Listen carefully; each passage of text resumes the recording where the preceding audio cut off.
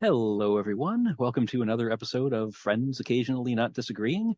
I'm Justin. I'll be your main host tonight, and with me also is Cody. Hey. It's just going to be the two of us this time around. But before we get into what it is we're doing, let's see what the two of us have been up to for the past week or so, or whenever the last time we happened to host. So, what's new on your side of the world, Cody? Let's see. What have I been up to? I have been playing some more Assassin's Creed 2, and I just opened up a new little, I'm not really sure what it was, like a little city in the middle of a big field. It's kind of a different map style for what I'm used to with Assassin's Creed games, but it's been pretty fun. I mostly have the first city down, except for feathers maybe to collect, but I don't know where to find all those because there's no map for that I've found yet. So I've only actually found like 8 or 9 so far, but Mhm. that's been really fun. I've been playing that here and there when I have off time. And then what else here? We just caught up right before we started recording tonight on the last episode of The Mandalorian that just came out this week. So caught back up on that. Actually kind of really intrigued where the stories are going in that show, which is I love that show and I love the characters in that show, but as far as like sustained story, it's not really one that I have been like, ooh, I wonder where this is going to go to by the end of the season or even in a couple episodes. And they have a couple plot threads this season that kind of intrigued by. Have you been watching this season? Not yet, no. Okay, I'm well, kind of waiting until it's all out so I can just sort of sit okay, through it well, I all at won't I once. won't spoil anything for you then, but Okay. Grogu's plot has been interesting so far this season, as has Bo-Katan, Hmm. who was in the last season a little bit, and I kind of thought it was like kind of a jerk character, but this season has had some really interesting things happen, and I'm kind of intrigued where that character's story is going now, which is I didn't really care Hmm. about that character for the most part before. So those are both cool things they're checking out.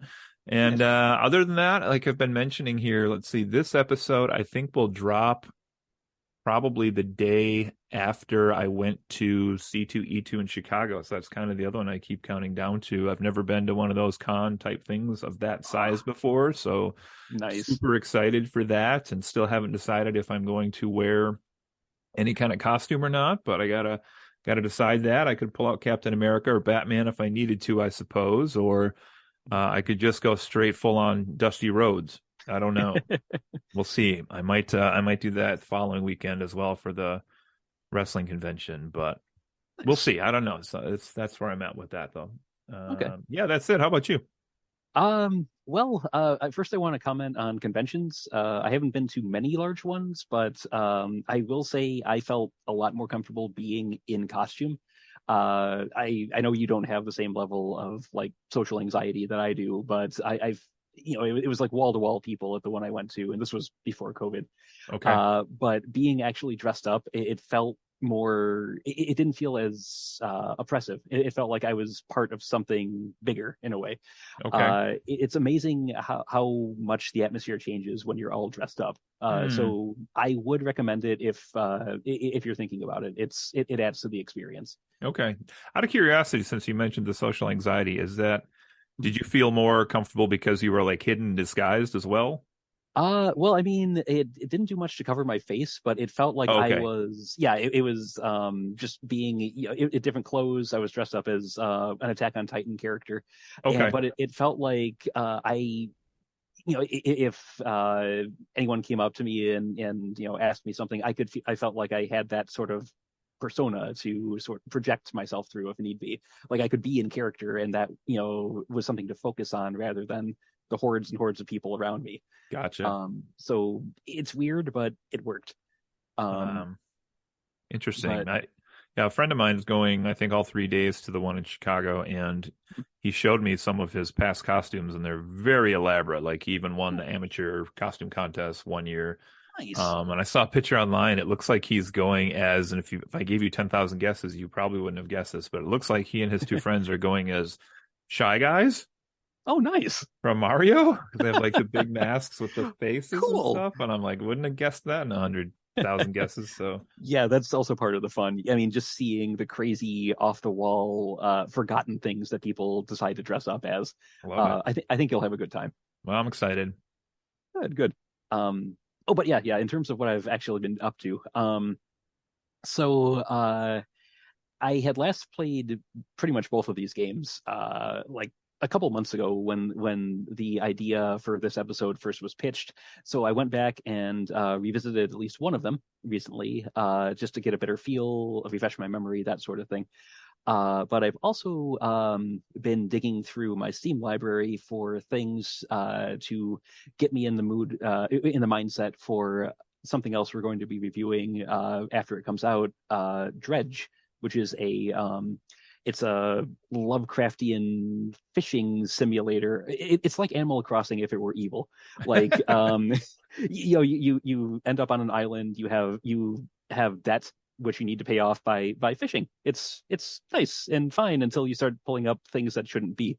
Um, so the game I started playing just a day or two ago was called No One Lives Under the Lighthouse, and Ooh, okay. it's presented in an old school like PS1 style of graphics, so it's kind of very low poly, but it's got updated lighting effects, and I've grown to really like that approach to horror because it adds a weird uncanny valley quality to things.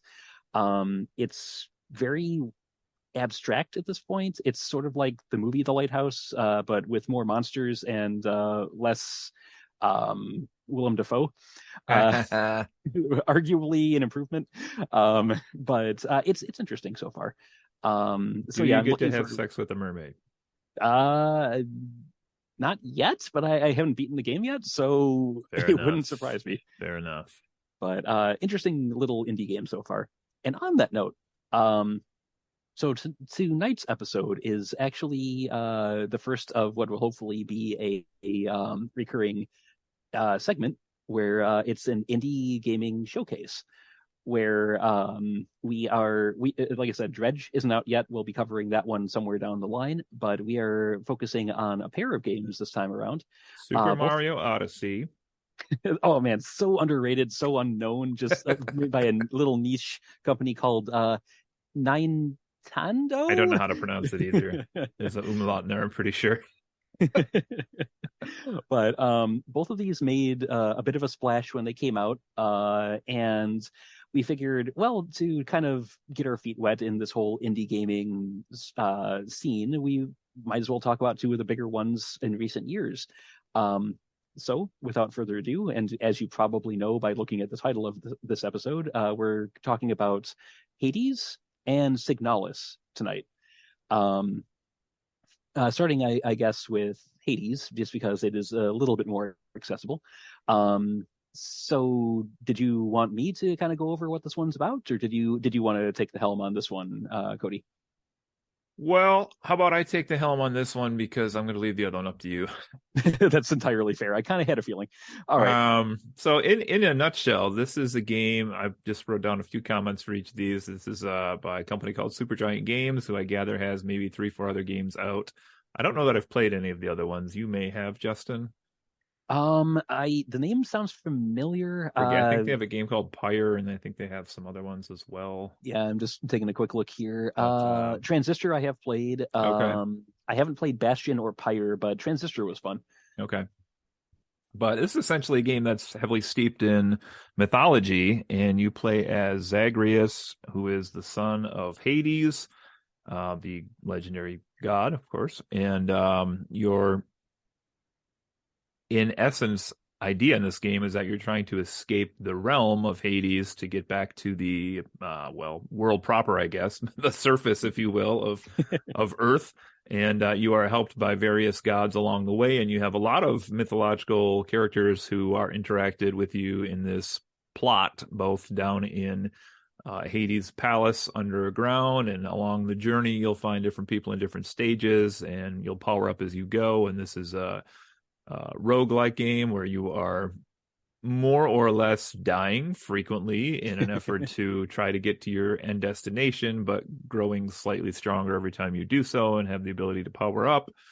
Also a lot of, well, I'll kind of get to those in a minute here, but a lot of variety in how you could play this game, I guess, is maybe a way to put it. So How did you first hear about this one, or did you get on this right away when it came out? I came to this one late, Um, I feel like. So, I did too, actually. Greek mythology has always been kind of a hard sell with me, partly because, in school it was the only mythology that was ever talked about, aside okay, from maybe an offhanded mention of Egyptian mythology, and that was really more about like the hieroglyphs and the pyramids. It was less about the cosmology and all that.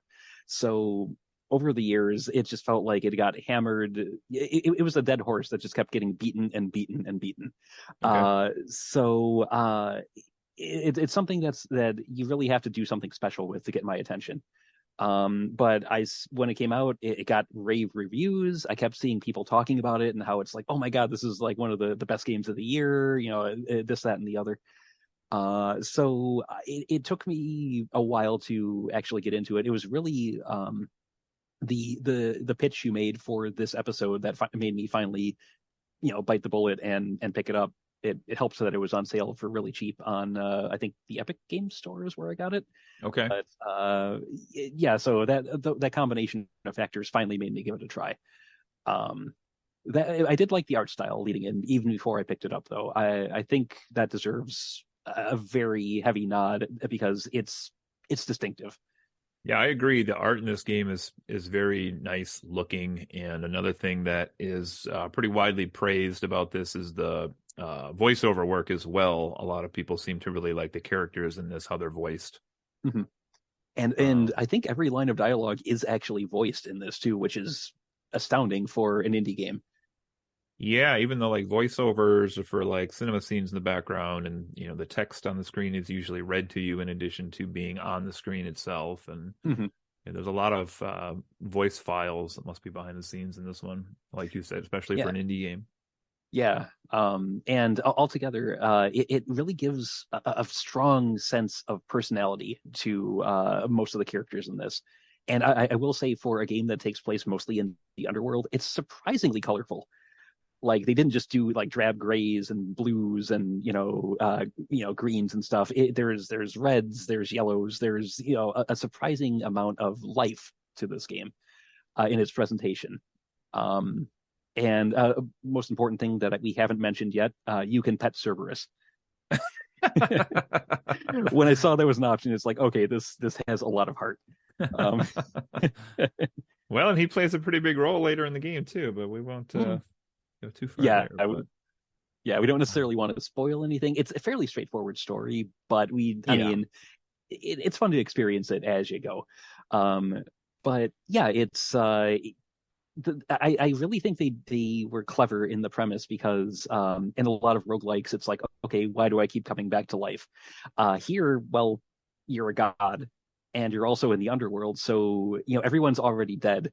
yeah, And so it's a matter of, okay, if I keep running into these same monsters, these same lost souls, that sort of thing, it makes sense that they're still there because where are they going to go from here? yeah. So it's subtle, but it's a really clever way around that question, and I liked that in this one. Um, and it's not quite a twin stick shooter because you really only do use the one thumbstick to kind of get around in this. But it does play out in a almost Diablo style, except more compartmentalized. And what did you think of the overall presentation of the gameplay itself? I thought, well, it's an interesting thing. I thought the gameplay actually is fairly smooth in this, where you moving and you attacking is pretty natural. It feels like. I feel like you can manipulate, your attacks and your strategy, if you will, which each room kind of presents its own strategy because there's traps in different dimensions to the different rooms and areas you can Mm, walk and can't walk. And sometimes you have enemies that can float over areas that you yourself can't walk over per se. But it's interesting because I didn't have a problem with it at all, but I was reading some more reviews for this just as I was prepping for this podcast, and I never really put together that like the stages are all basically diagonal, and you play mm, with like the up, down, left, right more or less scheme for your character moving. So it is kind of interesting. I didn't really put that together, mm. but it seems to come off pretty well though. Like I always thought maneuverability in this game was pretty good. The times that I had a hard time like dodging enemy attacks or, using the environment to my advantage, I kind of put more to like my failure as a player. Where Yes. I could see in a lot of the rooms, like if you were better at this type of game than I was, you would probably do better in the game because of how everything is constructed. So, Mhm. Yeah, like that second area, I dashed into the lava more times than I'd like to admit. Uh, so I hear you there, definitely. Um, but yeah, I do agree. It's very tight control scheme overall. A lot of variability to your movement and also your attacks and the enemy movement and all that. Um, yeah, I felt like it was a very well put together combat system, which helps a lot in terms of making the repetition of the game more palatable yeah. because you do always end up right back at the beginning every time you die. So it knowing how well crafted the combat is, that certainly took the sting out a little bit. Well, then there's the looking at my pro list here as well. I mentioned already, but for players who haven't played this yet, you have essentially six main weapons you're choosing from each run you go through, and those do handle pretty differently. So, like, your strategy is forced to change based on which weapon you have for that run through. Now, I Mhm. don't know how most people play this, if they have like a preferred weapon that they just kind of master and that's the one they want to be good at. I basically did whatever one had the darkness bonus each time is the weapon that I'd pick for that run through, which was not always even either. Like certain weapons seem to be more popular with the little bonus. So there was some like the bazooka Yeah. cannony one. I didn't use that one very often, but looked Mhm. cool. Yeah.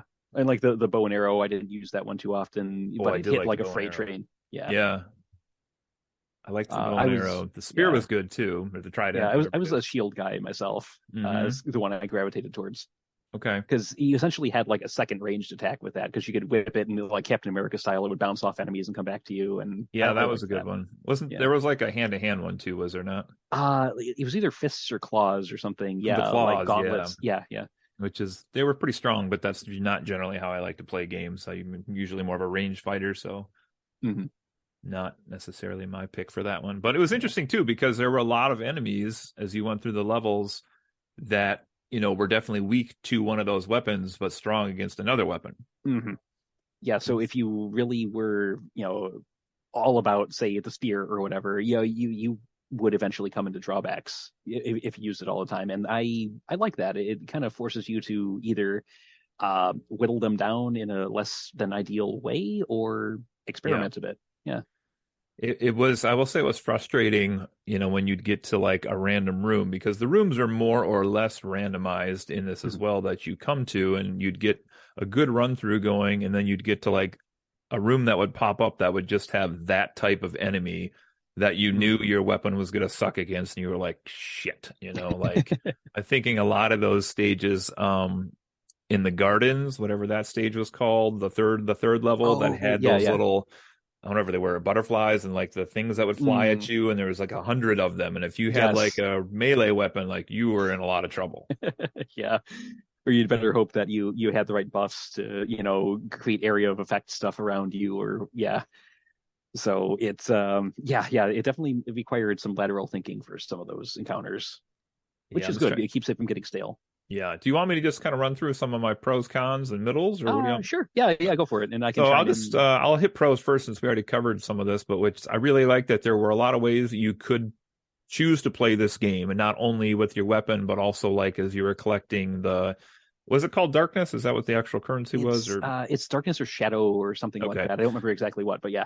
so collecting that and then like choosing how you want to spend that to level up your character, that was kind of neat. Mhm. Um, though I did feel I also put that as a comment in my middle category, which is like I almost felt like for a lot of those choices there was an illusion of a choice, but like Mhm. one of the two options clearly seemed to be better than the opposite effect you could pick with it. Yeah, yeah, I do definitely agree on that.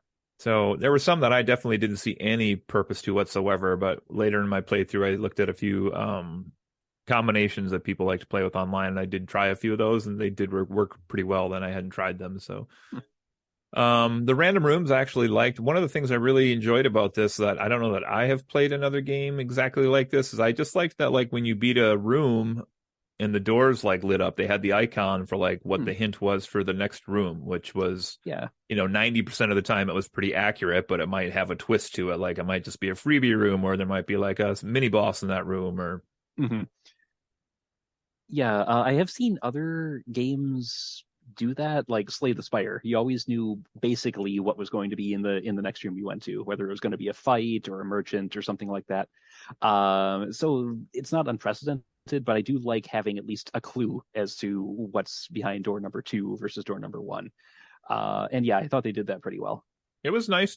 For some runs, I would be like, let's just see how many gems I could get this run, or let's Hmm. just see how much darkness I could get. So like you always go to the door that has, that ability.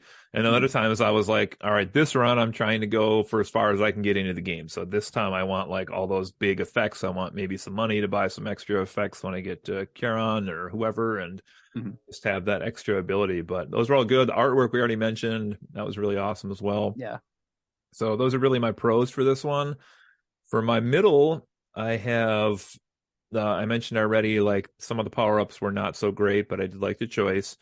God mode. So when Hmm. I played this game, I think I said in the group chat, but I actually played for like maybe a month or two fairly consistently. And at that point, I was just burned out, to be honest. Like, this is Yeah. the good and the flaw about this type of game is I didn't want to go through the game one more time. I was just done. Fair. And I knew the God mode was here in this one, so when I finally got back to it and I'm like, all right, I'm going to finish all these games I was part of the way through before, I turned Hmm. it on. And essentially what it does is, I think, raises your resistance 2% every time you die. Something like So, that. Yeah. you die, okay, well, now next time I come back, I'm a little bit stronger than I was before. I can get maybe, just a smidge, a room further or two rooms further than I did Hmm. last time, or maybe to the next boss or whatever. Hmm. Um, and I did that for, I don't even know, maybe like 10 more run throughs or whatever. And then I was like, you know what? Like at that point, I was honestly really kind of burned out on this. And kind of cheated on this, I'll be honest. I had God mode on and I went to like the second room of the game, I think, and like just died on purpose like 30 times in a row. So my damage resistance got up to like whatever the max is, like 60% or something crazy. And Nice. then I was making it pretty far into the game after that, I'll be honest. But I put it in the middle because some people would definitely view that as like you ruined the game by doing that.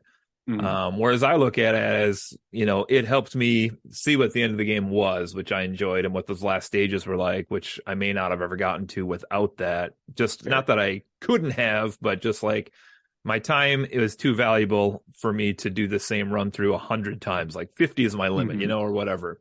Yeah, I'll touch on that when we get to my pros and cons and stuff too. So, but go on.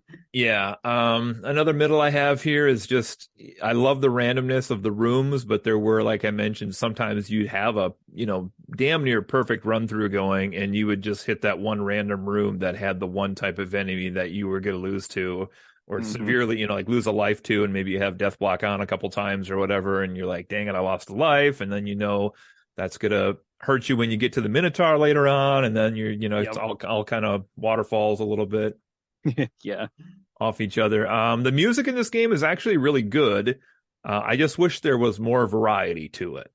Hmm. It was basically like the same like two or three battle themes when you'd get into the rooms, and like they were like pretty good pump you up music. Like I Hmm. felt like I was like, yeah, let's kick some ass while I'm in here. But after so many battles again, you're like, okay, here's that music again.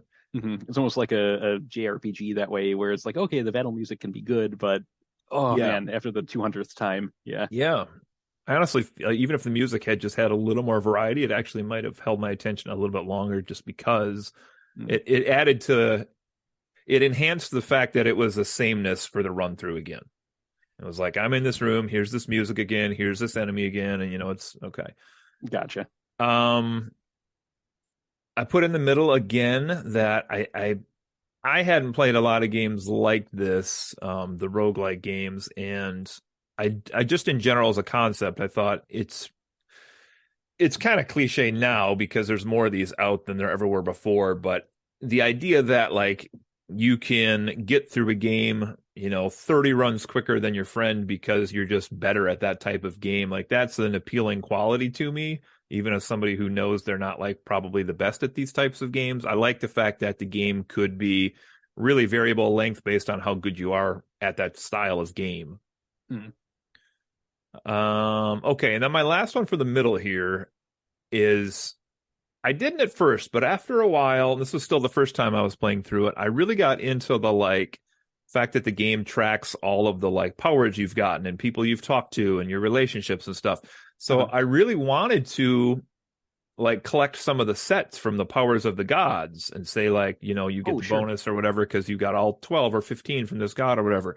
Mm. But there were some that never showed up, Oh. like literally never showed up. And I'm like, well, I can't do anything about that because it's random, the boons that the gods give you. And like, Hmm. I can't finish this set because, this one random Poseidon power never showed up on my playthrough. So I guess I don't get that. Yep. And I don't think there's any way to increase the chance of the rare one showing up either. It's not like you can like spend darkness or whatever to make it more likely. So yeah, you're kind of your hands are tied. I did notice that too. So that was one little quibble I had with that part. But anything else you want to add to like middle thoughts on this, or you want me to go into cons and then Um you want to do yours, or what do you want to? I'd say you finish up, then I'll kind of Okay. just go through in mine. Yeah. Okay. All right. Well, cons here, I have first, I already mentioned this, but I just got tired of the game because I played through it so many times. And again, I haven't played a lot of games like this, and maybe it's not my kind of game. I liked it. I even put Hades 2 on my top 10 games I'm excited for this year. But if they have something similar to a God mode on that one, I might just start with that and just, play it honestly with that because we've mentioned before in a lot of our podcasts, especially as we're getting to be older gamers, and there's so much content out there, not only from video games, but all our other interests as well. I don't want to devote, no offense, 50 or 100 hours to a game like this. 25 hours, sure, that's a sweet spot. I'll give it a shot, but I'm not going to put 75 hours into this just to see if I can get through this game. So there's that. I did not really love how long it took to like honestly level up your character. Like I felt Mm. like a lot of the things I was saving up the darkness for was like, now this is up 2%, and I'm like, ooh, I get 2% more money from a jar when I break it. That's gonna add up to nothing. Mm. Some of them were helpful, like the death blocks especially, or there were some that were like resistance or attack or whatever. Those were helpful, but like again, it took so long. And then once you leveled it up a couple times, it was like, all right, now you need 500 darkness for this. And I'm like, well, do the quick math. That's 10 more run throughs just to pay for this one upgrade to do another run through with. So that was whatever. We don't necessarily have to spoil the ending on this game, but I'll just say I did not like the ending on this game. And it's hard to comment on that too far without spoiling how the ending in this game is set up. I will Sure. just say that when I got to a certain point and I was done with the game was apparently not done with me. That's all I'll say for that as a safe way to do that. And essentially was like, we're going to ask this of you now. And my immediate reaction was, nope, No, I'm you're done. not. And so not spoiling again here, but I actually went on YouTube and saw some stuff past where I stopped playing with this game, which I was chastised for by a couple people in the group chat as well. But again, I'm not gonna, you know what I mean? Hmm. What it Yeah, required of me to do to get me to do what the game wanted me to do, I was like, nah, we're just done with this. yeah. All right. And then last couple things I had here was the story itself, while slightly intriguing, was such a slow burn for breadcrumbs. It's like they took what is essentially like a one-page plot and stretched it out over a 50-hour game, and I'm like, Mhm. there's secrets that come out later in the game, but I'm like, I get that Hades is a dick in the game and he's your dad, but Mhm. like, he could have just had 3 sentences of dialogue that would have solved 45% of this game without me having to grind for hours and hours and hours to get to that point. I guess it's about the gameplay, Mhm. maybe more so than the story in this one, but I was kind of like, really? Okay. Yeah. I mean, And then the you last thing can. Oh, here, go on. what's that? No, I go was ahead. gonna say you can have some, very bare bones plots that still result in really good games, though. I mean, think back to like the dawn of gaming. Super Mario Brothers. The princess has been kidnapped. You have to go and save her. That's Yeah, pretty that's much the true. plot. So, I mean, so a bare bones plot isn't necessarily horrible, but Yo, yeah. yeah. But I do see where you're coming from with that. But go on. What was your last thing? Last thing here is that I really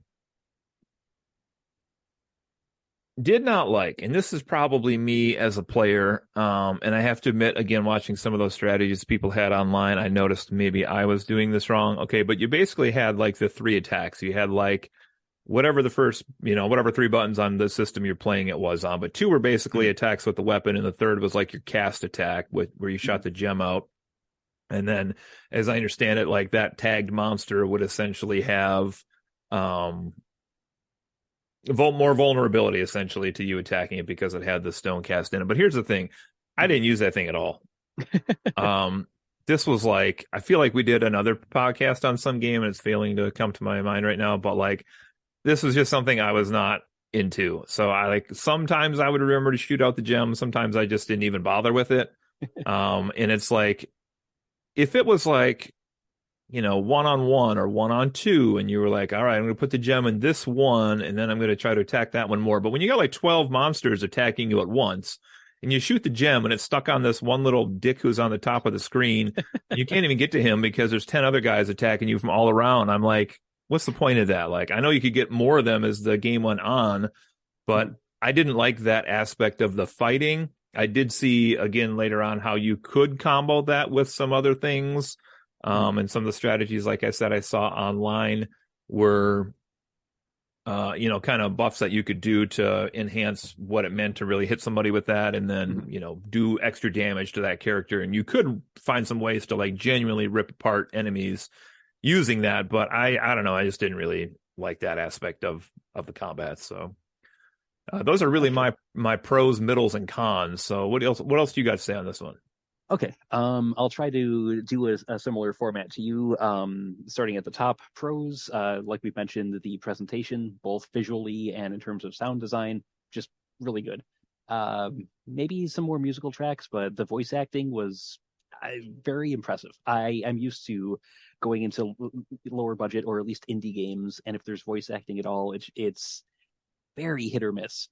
But this, like across the board, just very well done.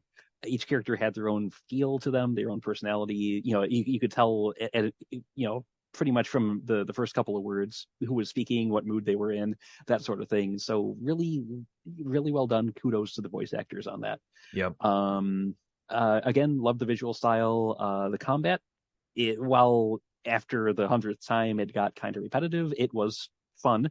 um, I will say regarding the gem, I only really used it when I got a buff that would like make it do chain lightning or would like bounce between enemies or something. Other than that, I Okay. hardly used the dang thing. Okay. Um, so I agree with you on that. It was a neat idea, but I felt they could have done more with that. But okay, in terms of like the pros, and I realized I got off track there.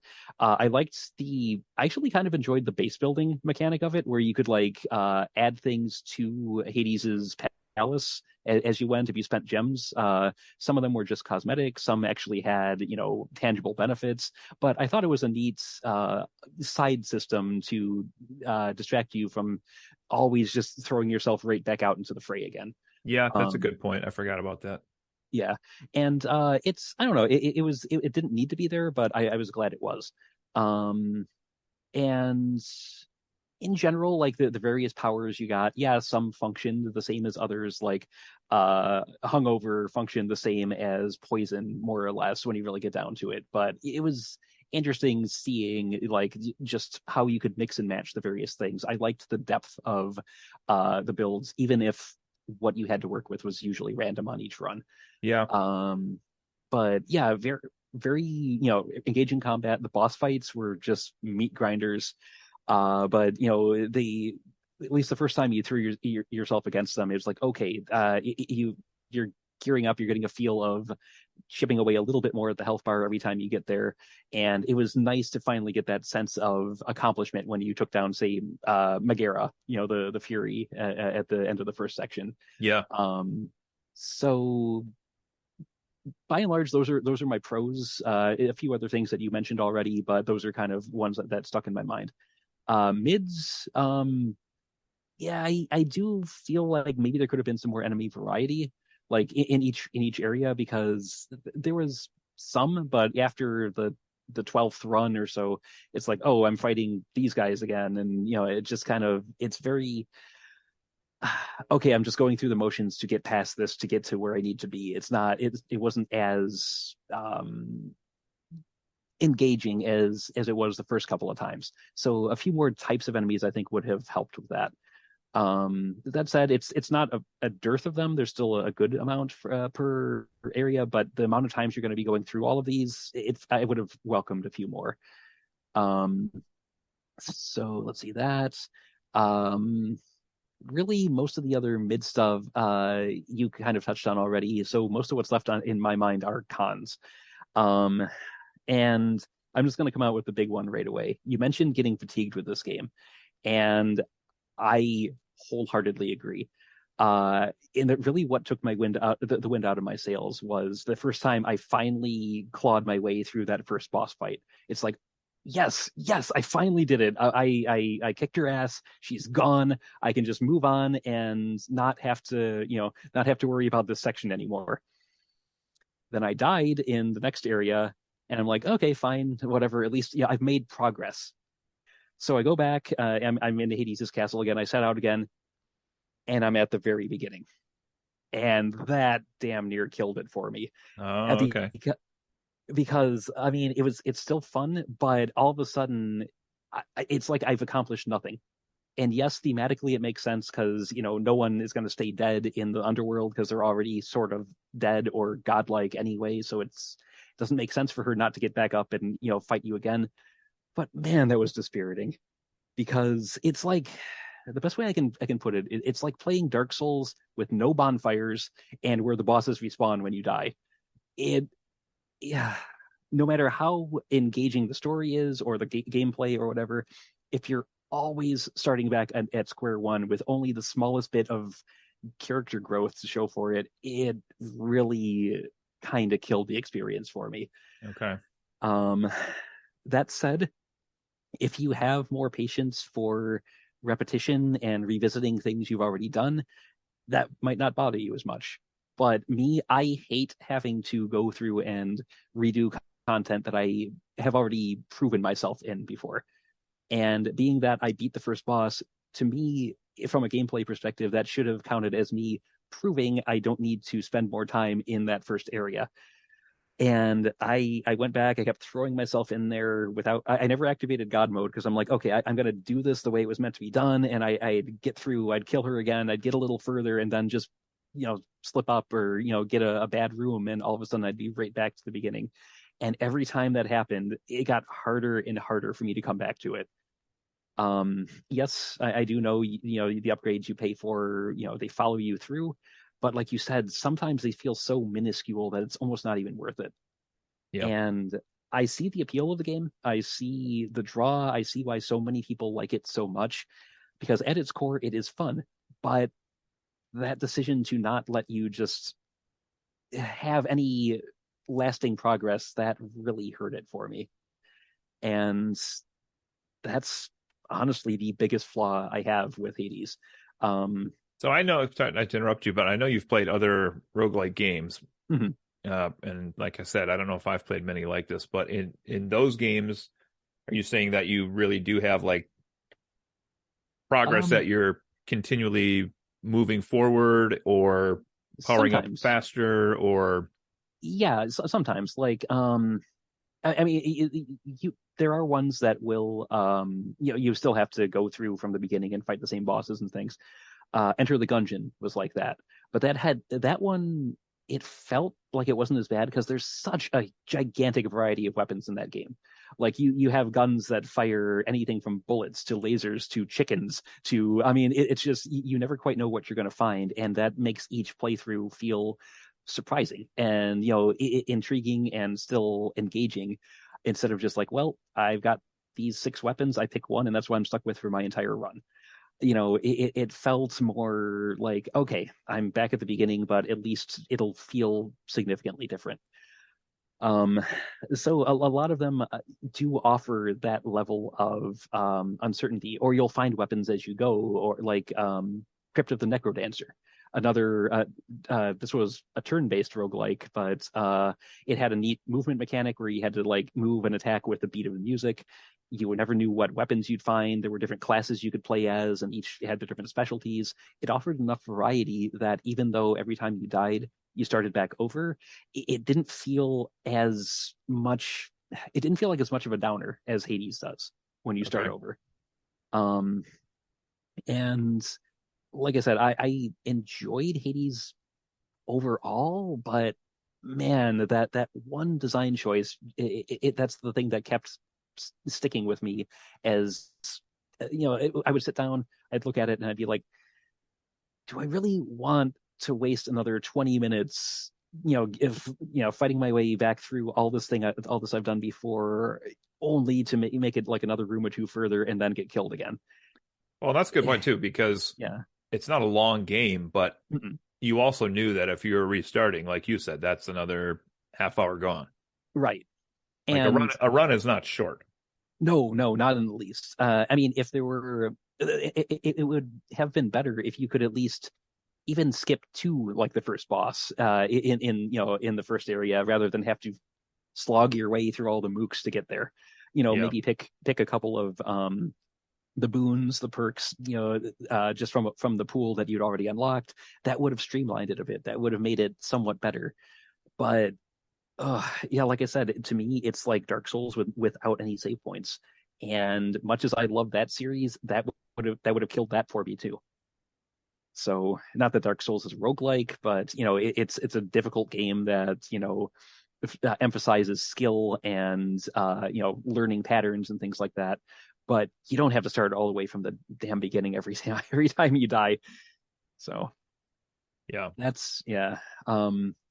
So I'm actually kind of surprised that you and I had similar qualms with this, because I thought I honestly, it seemed like when we were talking about this leading up to this episode, you enjoyed this a lot more than I did, from the sound of it. So I'm really kind of surprised we have similar gripes with it. Um, yeah, so I mean, I did enjoy it, but like I said, I think there was a point that came where I just didn't enjoy it as much because it Yeah. was too much of the same thing. Like, and again, not to spoil the ending, but the people who have devoted what must clearly be far more time than I have put into this to do what the game apparently wants you to do, like, I don't know how those people did that. Same. They Uh, must have a lot of free time or something. yeah, and decades ago, when I was a strapping young lad, I had all that kind of free time. So maybe they're all younger folks who are doing this, but Yeah. when you got a job, when you've got other obligations and responsibilities, it's a lot harder to justify that. So you, just to be clear, you did how do I want to word this delicately? You did escape. Actually, no, I got to a point where I Oh, I kept okay. clawing I kept clawing my way forward, and eventually it just got to be, it was asking too much. Like Okay. especially because oftentimes when I'm gaming, it's like later at night.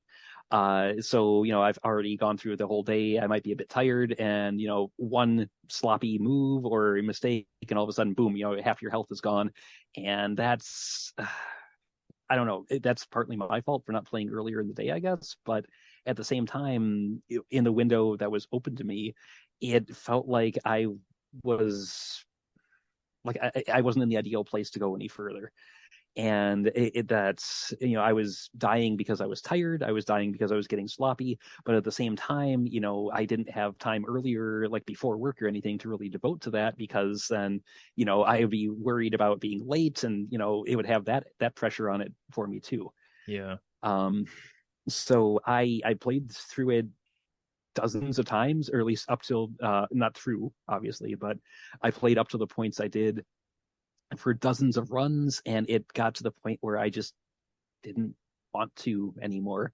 I'm sure at some point, like when I take some time off, whenever the next time that is, maybe I'll sit down and I'll like devote time to just plugging away at it until I finally get to the end.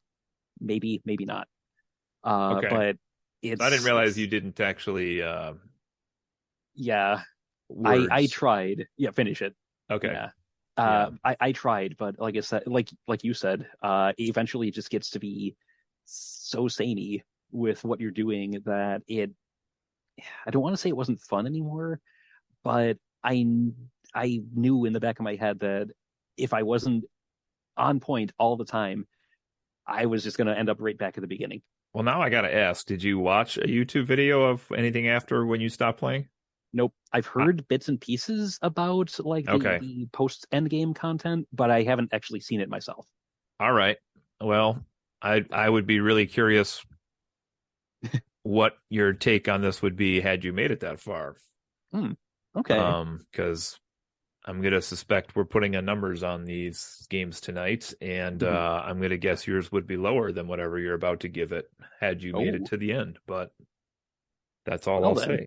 I'll Interesting. fill Okay. you in on that off air if you want to. So, Sure, sure. Yeah, because I'm um, curious now. because that was to me like honestly the biggest kick in the balls, perhaps, Oh, was I escaped, and then the game XYZ, and I was like, oh, the fuck what? And that was the last time I played the game. So ooh.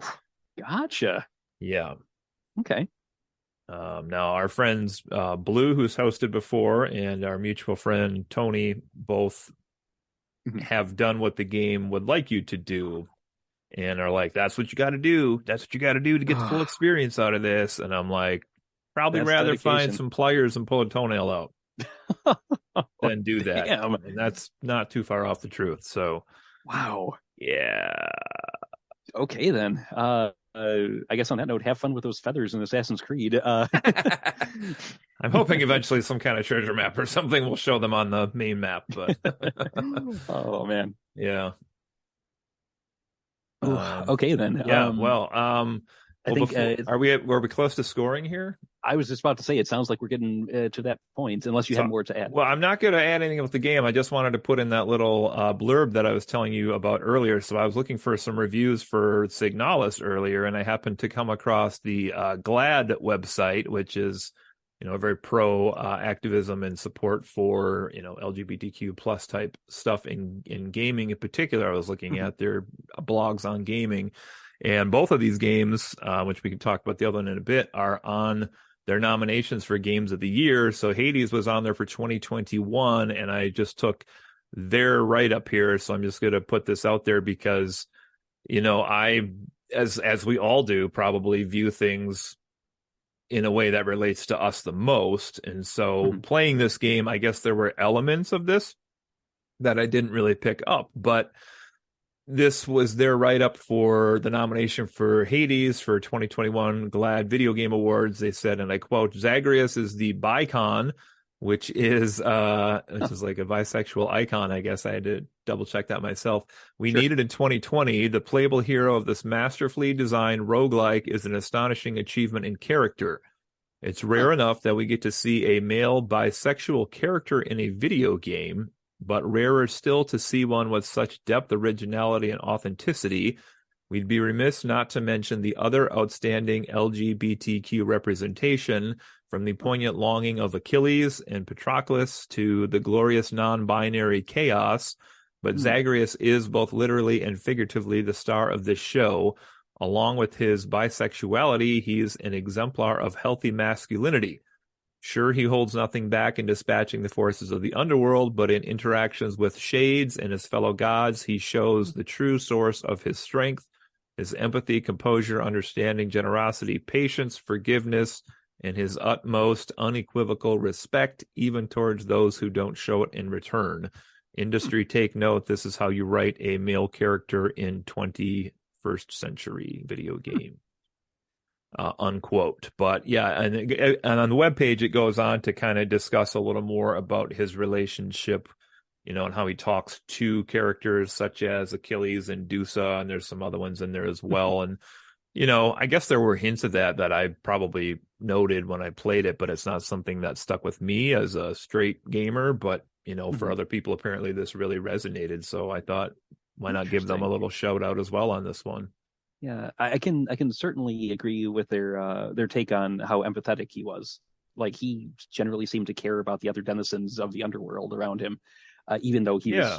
was sometimes stepping on them trying to get out. He didn't take any joy in it. He, was apologetic at times, and he cared about their spot in life, in well, unlife, I guess technically.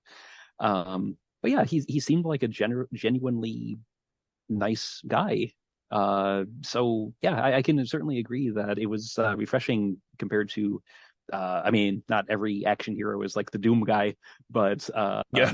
but it was nice to see that side of a protagonist. Yeah, I agree. I agree. Okay, All right. Well, should we rate this bad boy? I think so. I'll put the ball in your court first, and then unless you would rather have me take the point. No, it doesn't matter. I can go first on this. Okay. I think the reasons we've gone over enough on this, really my biggest drawback was just how little I progressed through the game every run through. And the biggest positives to me probably were just the randomness in the stages, and also the fact that every time you played was a little bit different just because you got a different weapon that you chose at the beginning, shield versus trident or versus whatever, or the boons you got from the gods may have tweaked it just a little bit. Some of them did change my playthrough too. Like there might have been a run where I was like, I'm gonna buff up my special attack as much as I can, and so I tried to get everything that would make that stronger on my run through.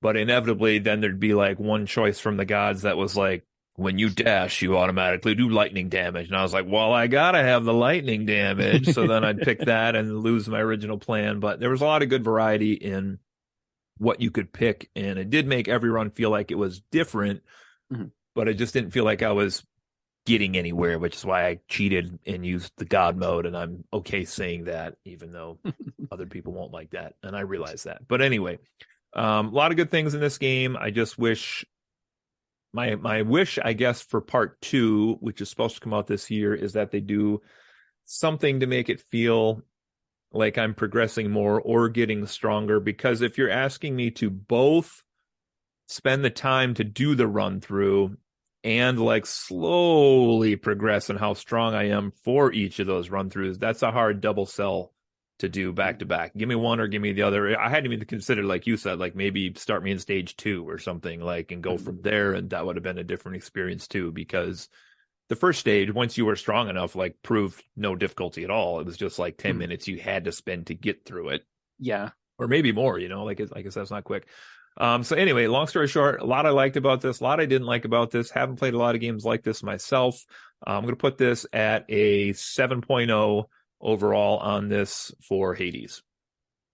Okay. Um, yeah, I agree with a lot of what you said. It's flashy. It grabs you from pretty much the word go, but um, after you've seen all the flashy lights and bells and whistles and all that, uh, there's no avoiding the fact that yeah, you might have slightly different mods to your abilities, and yeah, you might decide to choose a different weapon when you start out, but there's no avoiding the fact that you're always spending the first 10, 15, 20 minutes doing stuff you've already done, trying to get to a point that's new. And when you're doing that dozens of times, that adds up. Um, I do wish there were some way to streamline it, and hopefully they work something in for the sequel, like you said. Um, and like I said earlier, I do see the appeal of this game. I do understand why so many people like it as much as they do, but it's something I don't know. It hits a lot of the right notes, but others it just whiffs entirely for me. Um, and like I said, I haven't played it. I haven't seen this post end game content for myself. I don't know exactly what that would do to my rating, but as it stands right now, what I have played and what I can imagine comes next. I'm going to actually give it the same rating as you did, 7 out of 10. Oh, So it might get better as it goes on, or with what you said about how things end up after the credits, it might get worse. I don't know, but as it stands for what I played, 7 out of 10. okay. Well, there's some comparison. Yeah. All right. So that's one in the bag. Clearly must be the right answer then if we agreed. Yeah, yeah. I mean, how often does that happen? I know, right? All right. So that knocks out Hades. And we spent a fair amount of time talking about that. So we're actually going to save the Signalis review for part two of this first indie showcase. So until then, this has been another episode of Friends Friends occasionally, Not Greek mythology, not Disagreeing. disagreeing. Yeah. You'll See you never next time. leave, boy. That realm will hold you forever. Bye. See ya.